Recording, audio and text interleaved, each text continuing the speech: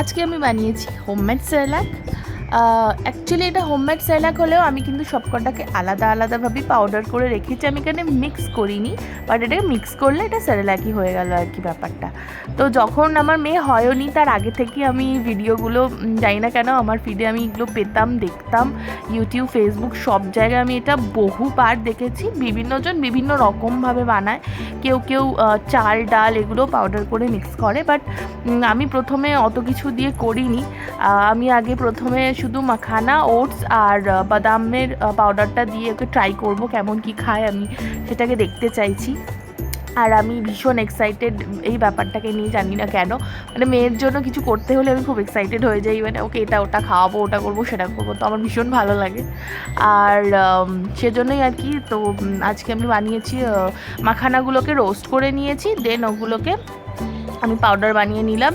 আর বাদামগুলোও তাই, আমি এখানে আমন্ড, কাজু আর পেস্তা নিয়েছি। আর যে যা বাদাম খেতে চাই, মানে খাওয়াতে চাইছে বাচ্চাকে, সে সেইভাবে নিয়ে খাওয়াতেই পারে। আর এটা শুধু বাচ্চা না, এটা আমার তো মনে হয় বড়োদেরও খুব ভালো লাগবে, কেননা আমি সব কটা জিনিস টেস্টও করেছি, ভীষণ টেস্টি। আর ওটসটা আমি এখানে আজকে দেখাইনি, বাট পদ্ধতিটা সেম। ওটসটা আমি আগেই করে রেখে দিয়েছি, ওটাও অলরেডি খায়, সেজন্য আমি ওটা করে রেখেই দিয়েছি। ওটাও এর সাথে মিশিয়ে নিলে এটা সেরেলাকই বলতে গেলে। বাট ওটসটা আমি এখানে আজকে দেখাইনি, আজকে বাদাম আর মাখানাটাই দেখাচ্ছি। বাদামের পাউডারটা পুরো সুজির মতন দেখতে, একদম ভাজা সুজির কালারটা। আর বাদামটা না পুরো মিহি করে আমি বাটিনি, একটু টেক্সচার রেখেছি। আর এখন আমি একটু টেক্সচার খাবারটাই খাওয়াচ্ছি, পুরো মিহি করে খাওয়াই না।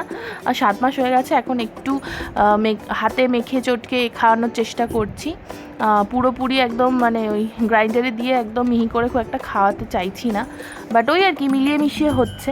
আর খাবারের কৌটোগুলোতে আমি সব নাম লিখেই রেখে দিলাম, বিকজ ওটস বলো, মাখানা বলো, বাদাম বলো, সবকটা প্রায় একই রকম দেখতে। আর পরে বুঝতে পারবো না কোনটা খাওয়াতে গিয়ে কোনটা খাইয়ে দেবো, তো তার থেকে বেটার ভাই আমি নামটা লিখেই রেখে দিই কৌটোর ওপর, বেস্ট। তো সেটাই করছিলাম।